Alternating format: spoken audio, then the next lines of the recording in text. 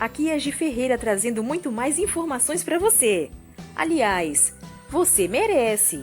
Fique aqui com a gente e tenha as informações na palma da sua mão. Compartilhe esse vídeo. Fala pra galera! Então, continuando a leitura do livro, O Diário de um Banana. Espero que vocês estejam adorando. Então, vamos lá! Sábado. O enterro da tia Reba foi hoje. A mamãe falou que precisávamos ir, porque a família da tia Reba não era muito grande e tínhamos que dar apoio. Ela disse pra gente ir de preto, mas quando o Roderick apareceu com a roupa do seu último show de rock, a mamãe falou para ele voltar e se trocar. Foi por isso que atrasamos 15 minutos. A essa altura, a cerimônia já tinha começado, então ficamos lá no fundo, atrás das outras pessoas. Eu nunca tinha passado tanto tempo no cemitério antes e fiquei meio tenso.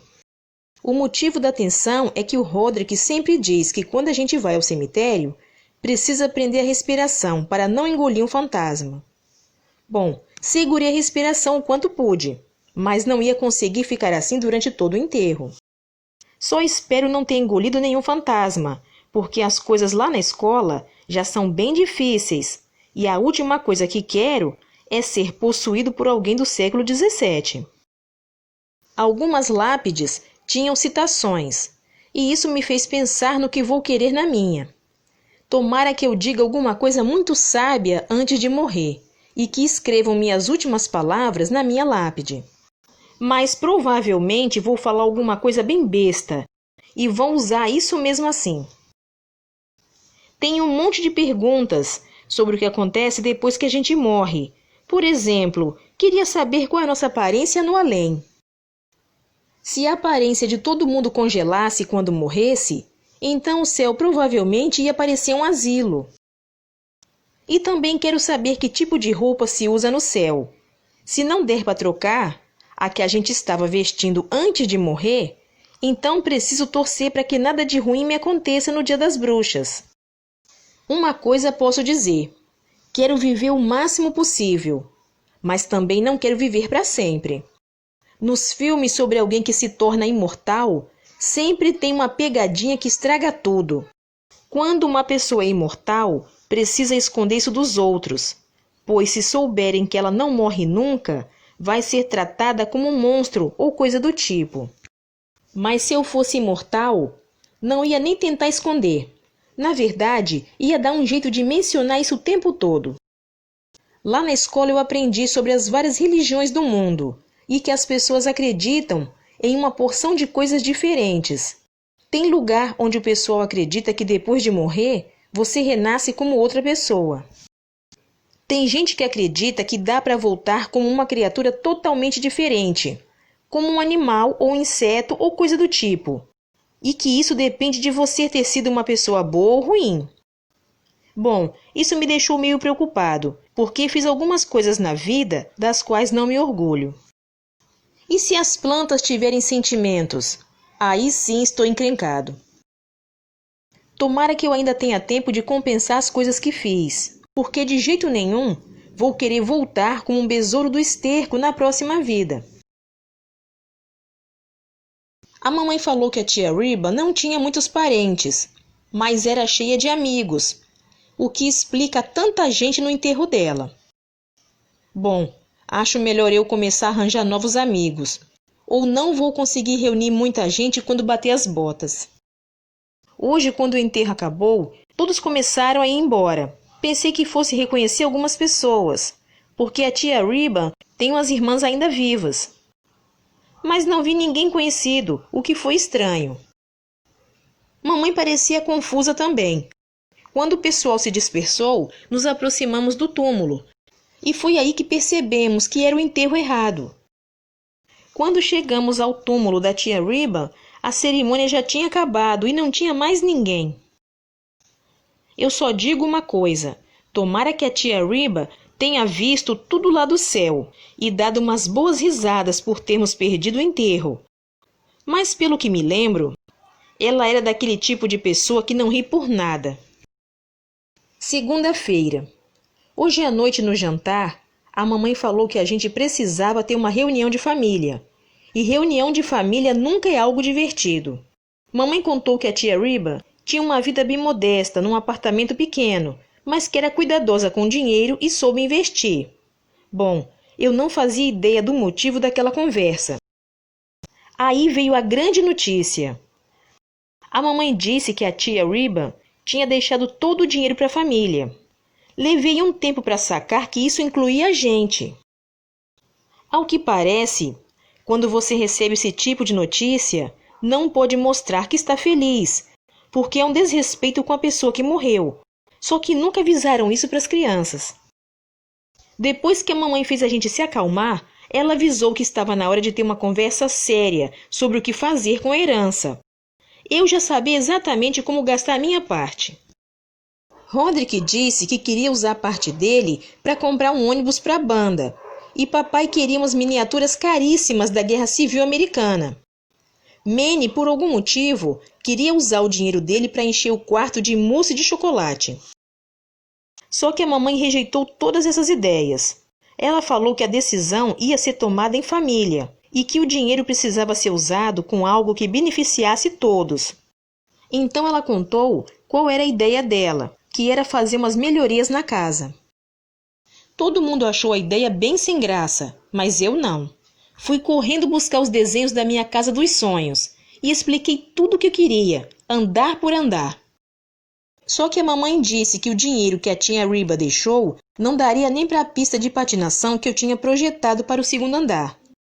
Então sugeri coisas menos caras, como um sofá com privada embutida. A mamãe também não curtiu muito essas ideias. Ela disse que estava pensando em usar o dinheiro para ampliar a casa. Bom, para mim parecia uma grande ideia. Falei que com a ampliação, cada um poderia ter seu próprio andar. Roderick queria montar um estúdio de gravação e papai queria uma sala de vidro para poder expor sua maquete da Guerra Civil. Manny também teve sua própria ideia, mas pelo jeito era só mais uma tentativa de emplacar o lance do mousse de chocolate. Mas é claro que a mamãe não gostou de nenhuma das nossas ideias e falou que tinha um plano bem diferente para a ampliação da casa. A mamãe disse que sempre quis uma cozinha maior e que estava empolgada para usar o dinheiro nisso.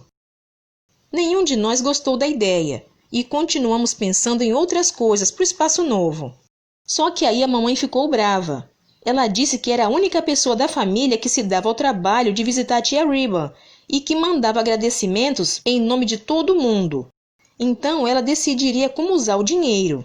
E por alguma razão, isso encerrou a conversa. É por isso que essa coisa de deixar dinheiro para a família é uma péssima ideia. Isso só serve para fazer todo mundo infeliz. Eu mesmo não pretendo deixar dinheiro nenhum. Vou gastar até o último centavo. Assim ninguém vai ter motivo para brigar depois. Posso garantir que eu e meus irmãos vamos brigar pela herança que os nossos pais deixarem, seja lá o que for. E já estou preocupado em não receber tudo que tenho direito. Isso porque assim que aprendi a escrever o meu nome, Roderick me fez assinar um monte de papel.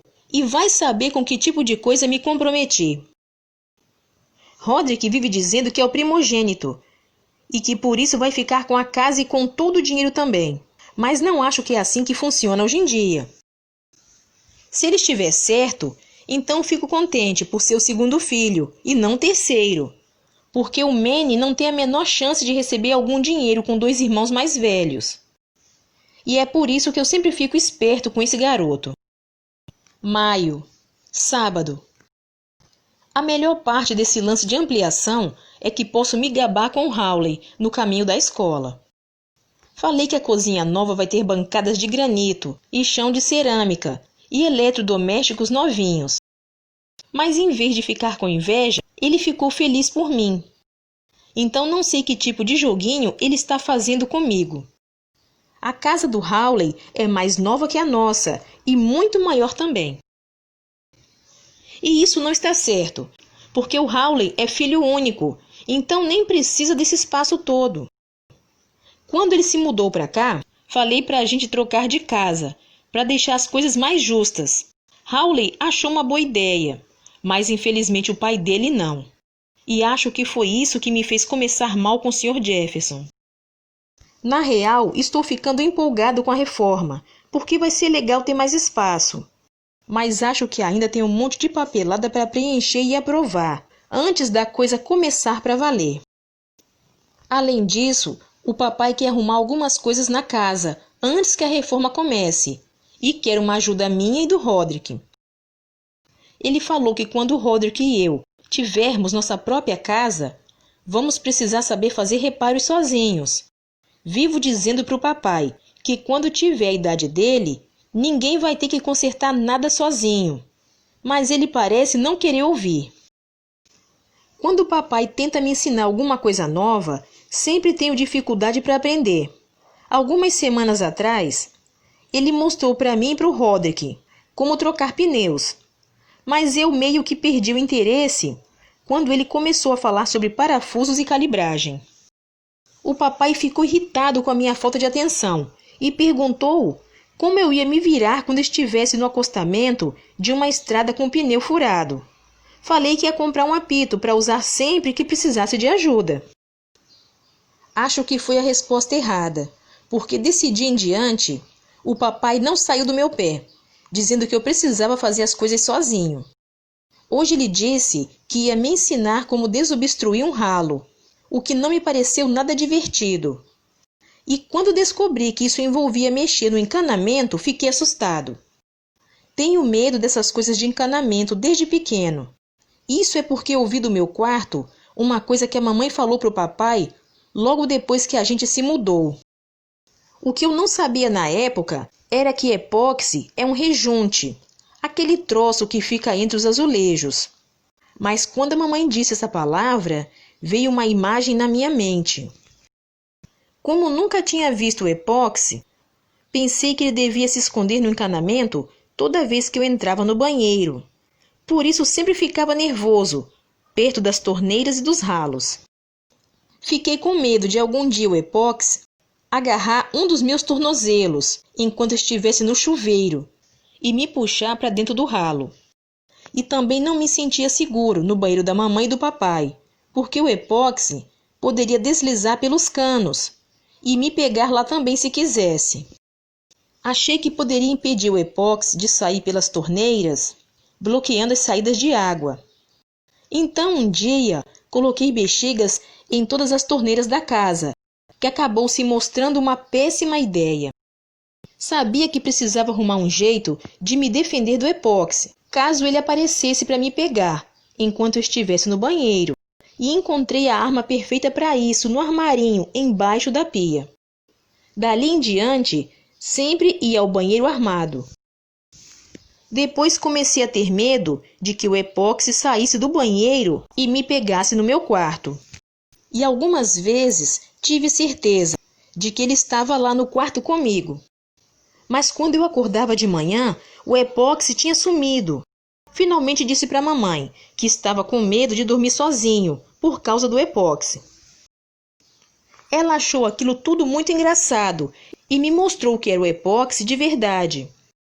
Aí a mamãe falou que monstros só se tornavam reais quando a gente acreditava neles, e que se eu parasse de pensar no epóxi, ele desapareceria. Percebi que era exatamente isso que o epóxi ia querer que eu pensasse, e me perguntei se ele não estava fingindo ser a mamãe. Então, desse dia em diante, deixo a porta do quarto trancada, só para garantir. No fim, acho que parei mesmo de acreditar no epóxi. Bom, pelo menos até hoje, quando o papai desentupiu o ralo e tirou um tufo de cabelo lá de dentro. E para mim, isso já é prova mais do que suficiente. Passei o resto do dia trancado no quarto, e era lá que pretendia ficar. Mas aí o papai arrancou a porta do batente, com uma chave de fenda. Eu nem sabia que era possível fazer isso. Então papai deveria ficar contente, porque me ensinou uma coisa nova hoje.